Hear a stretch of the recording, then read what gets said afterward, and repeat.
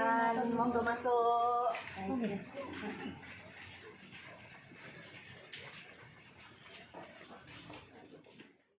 Silahkan duduk di ruang tamu Jogja Istimewa. Matur nuwun sangat.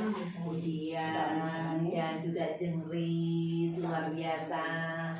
Dan saatnya di Titik Enggani podcast kali ini kita akan ngobrol bareng di ruang tamu Jogja Istimewa dengan tamu-tamu yang istimewa juga. Seperti biasa ya, ciri khas dari Titik Enggani podcast, saya akan baca visi dulu berkaitan dengan materi kita ini nanti antara Jogja dan Melbourne. Ada sebuah kemiripan yang ganjil antara aroma tanah setelah hujan di Malioboro dan hembusan angin dingin di sepanjang Sungai Zara. Keduanya adalah saksi dari narasi yang tak pernah putus. Yogyakarta adalah kanvas yang dilukis dengan ketenangan gamelan dan kegelisahan seni modern yang meledak-ledak. Melbourne adalah panggung yang disusun dari keberagaman bangsa, melodi musisi jalanan, dan juga instalasi seni yang menantang batas. Ketika heritage bertemu dengan modernitas dan nguri-nguri kebudayaan, itu bertemu dengan inovasi global, di sanalah Yogyakarta dan Melbourne menemukan jembatan yang sama, sebuah cinta yang mendalam pada ekspresi manusia. Iya, puisi nih antara Jogja dan Melbourne seperti itu. Kita akan kupas tuntas ngobrol bareng bersama tamu istimewa tentunya di ruang tamu Jogja Istimewa. Saya sapa dulu, ada Ibu Dian Laksmi Pratiwi SSMA. Beliau adalah Kepala Dinas Kebudayaan Undo Kabudayan Daerah Istimewa Yogyakarta. Selamat datang Bu Dian. Babakan kabudayaan. Babakan kabudayaan tuh hati-hati ini kan pakare masalahnya. Gitu loh. Sama-sama. Saya sapa juga ada Jengris atau Jeng Inung R. Luar biasa.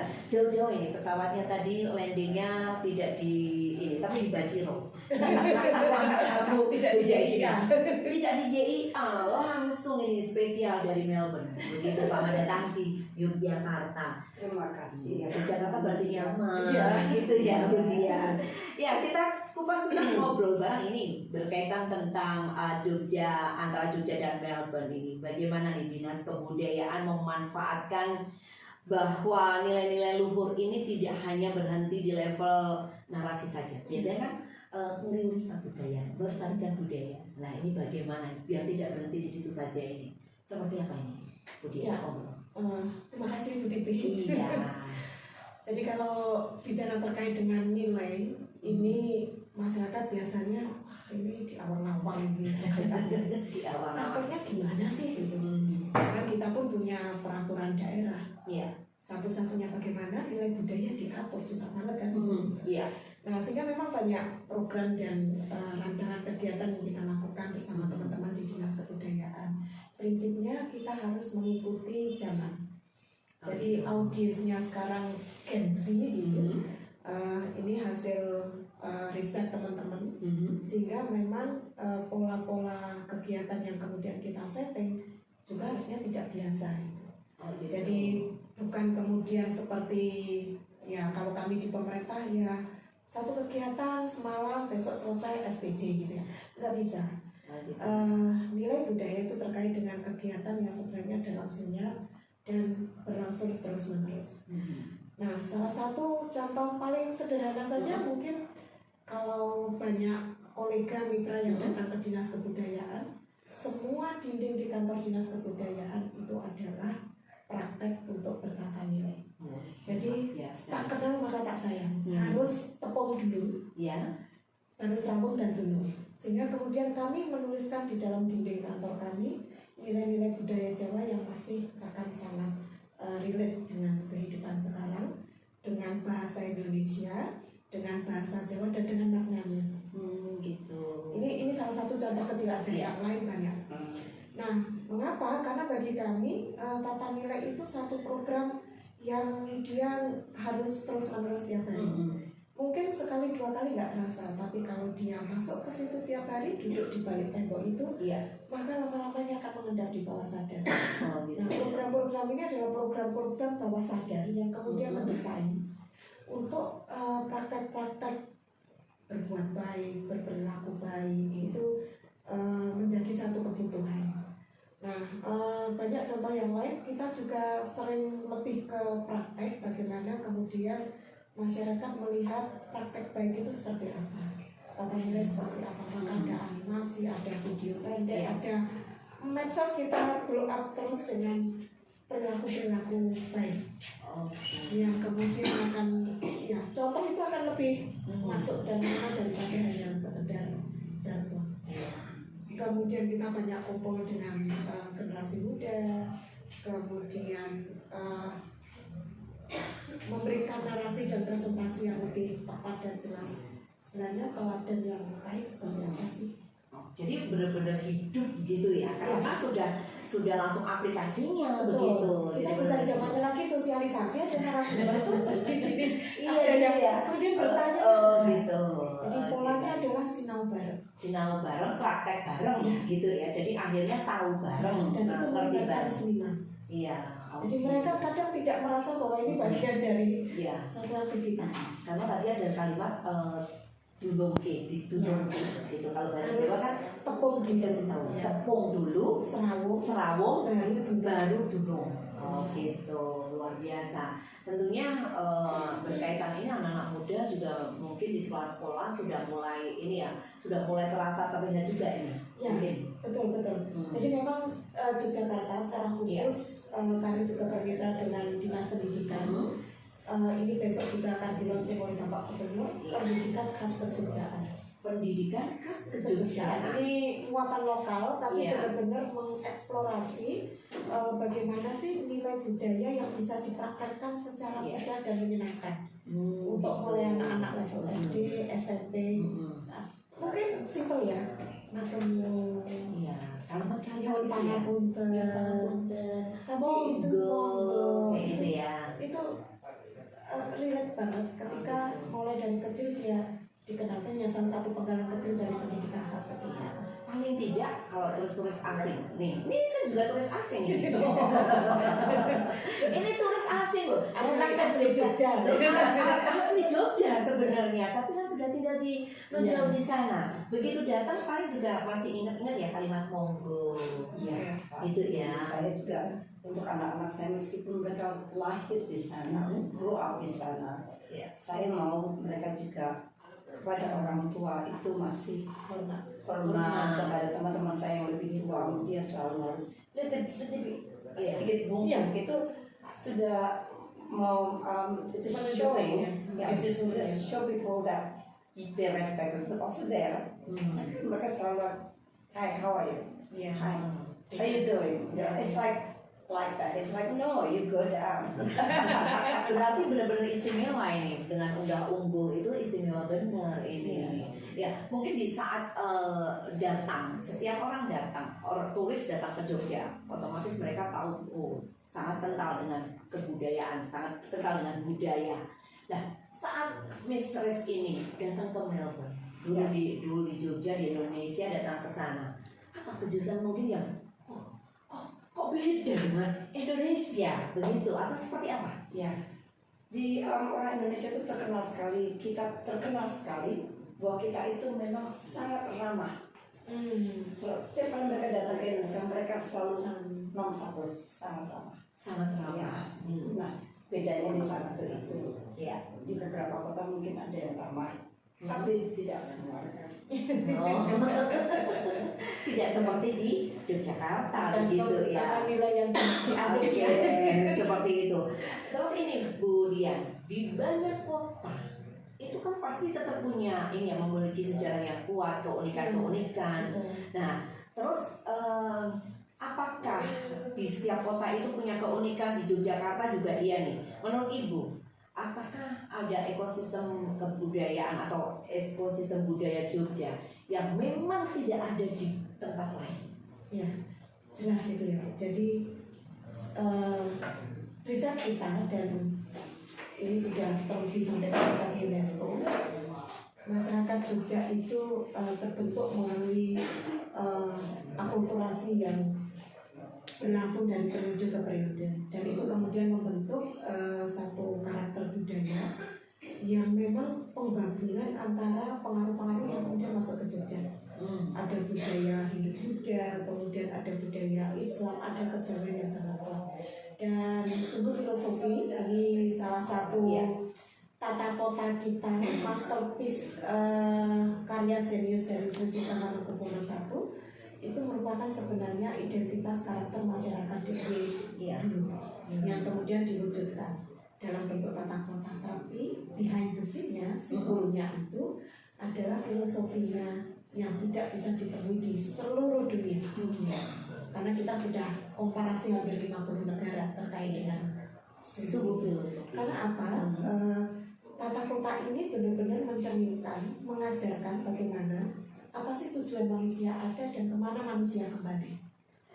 Nah, banyak akses di seluruh dunia, tapi tidak akan ada yang pernah seperti di Yogyakarta yang mengajarkan bagaimana manusia harus hidup, berlaku, sampai kemudian kembali kepada Sang Penciptanya dalam konteks untuk menjaga dunia hayu, selaras, harmoni, hayu, hayu, Ya, dan ini menjadi daya tarik turis-turis asing ataupun mungkin mancanegara ataupun juga domestik datang ke Yogyakarta. Itu berkaitan tentang sumbu filosofi. Kadang-kadang pada tanya-tanya juga, sumbu filosofi itu yang mana? Seperti apa? Terus di dekat Tugu itu kan ada Tugu Golong Giling ya, dioramanya seperti itu. Itu bisa disampaikan juga biar nanti yang lagi melihat atau menyaksikan TV dari podcast ini biar tahu banget ini kaitan sumbu filosofi itu yang seperti apa, dari mana ke mana dan lain sebagainya. Monggo. Ya, baik. Jadi ketika Pangeran Mangkubumi sebelum Sri Sultan Hamengkubuwono I mendapatkan wilayah daerah istimewa Yogyakarta, sudah melalui pemikiran beliau bahwa ini adalah satu wilayah yang benar-benar memiliki makna-makna simbolis yang kemudian beliau ciptakan dalam tata kota. Nah, sumbu filosofi ini tidak bisa juga lepas dari sumbu imajiner. Jadi kalau sumbu filosofi itu satu aksis garis lurus yang menghubungkan antara tiga simbol dalam bentuk bangunan. Panggung rakyat tempat mula kelahiran, kemudian keraton sebagai sanctuary area atau tempat kesucian, dan juga tugu menjadi puncak keharmonisan. Jadi tempat dulu meditasi raja ketika berada di keraton menatap lurus ke depan, karena dulu tugu itu 25 meter. Maka disebut dulu bentuknya nggak seperti itu, Tugu Golong Giling. Menjadi bentuk seperti itu karena terkena gempa di tahun 1867, dan kemudian di masa HB ke-7 itu kemudian diubah bentuknya menjadi seperti yang sekarang kita lihat. Maka kemudian diorama di sisi tenggara itu kita dedikasikan untuk masyarakat tidak pernah lupa bahwa tugu ini adalah Tugu Golong Giling, ini melambangkan satu manunggalika Pulau Gusti. Jadi penyatuan antara pimpinan dan rakyat. Inilah menjadi sebuah keistimewaannya di situ itu ini. Dan Yogyakarta punya sumbu filosofi, sementara Melbourne punya tata kota yang sangat teratur, namun tetap mempertahankan bangunan bersejarah. Begitu kan, Jengkris? Bagaimana kedua kota ini berhasil menjaga warisan masa lalu di tengah gempuran modernitas? Menurut Jengkris, udah nggak ya seperti apa? Sebelumnya saya minta maaf, saya baru batuk. Oh iya, jadi ini harusnya minum jamu ini. Ini ada jamunya.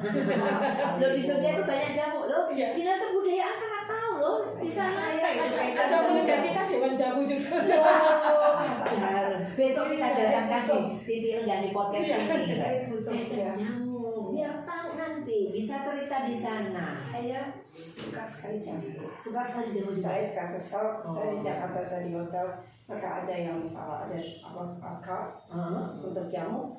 Mereka sudah tahu. Saya selalu minum, saya punya 7. Oh gitu. Ya, Tapi kalau di Australia ada jamu nggak di sana? Tidak, saya bikin sendiri kan. Bikin sendiri. Ya. Oh, siapa tahu memperkenalkan jamu ya, Bu Dian ya. Ya, Kita karena berbondong-bondong betul. bersama ya. Karena jamu sudah ditetapkan sebagai warisan budaya tak benda UNESCO. Saya menunggu itu gitu. Ibu. Iya.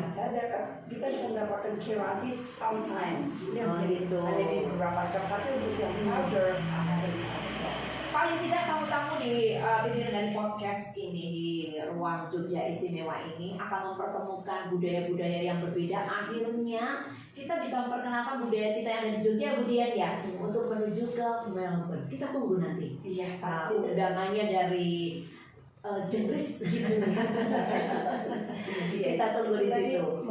apa namanya answering your question apa untuk yang heritage itu saya setuju sekali dan memang di Melbourne juga seperti itu. Yeah, and because my business is in property, so I've been working in property for few years, sudah beberapa tahun. Itu ada yang building yang memang heritage di depannya, so mereka demolish yang di belakang, tapi yang depan tetap Fasadnya tetap heritage. ya. Melbourne itu sangat cantik sekali. Saya suka sekali. Anda jalan di Collins Street, di sini Anda bisa lihat selalu lihat ke atas.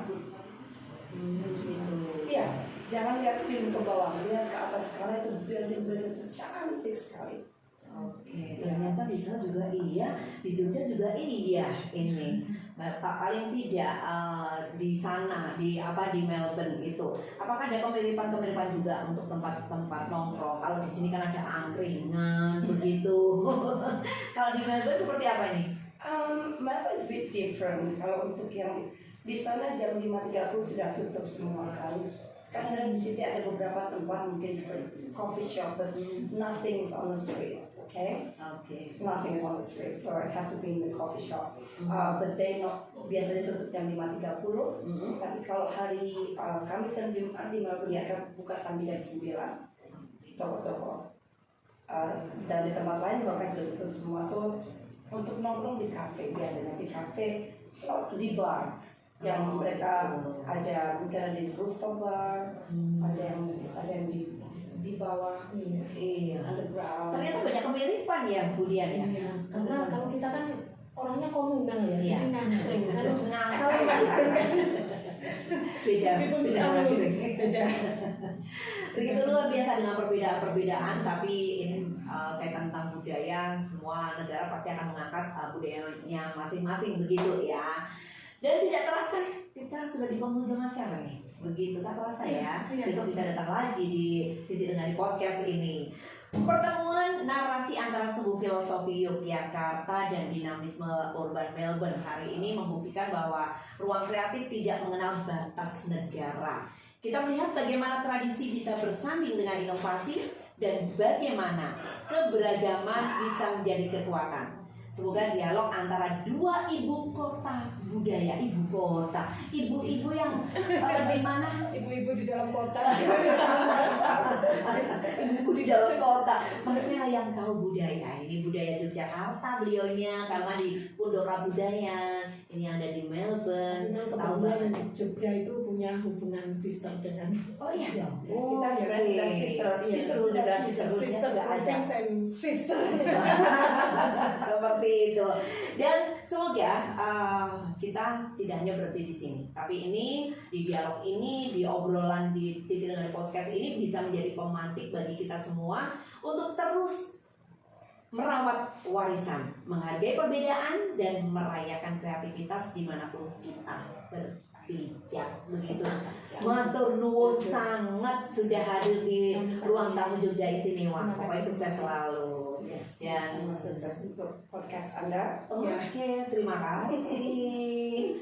Dan begitu, sampai jumpa tentunya di ruang Jogja Istimewa berikutnya dengan tamu-tamu istimewa yang lainnya. Matur nuwun.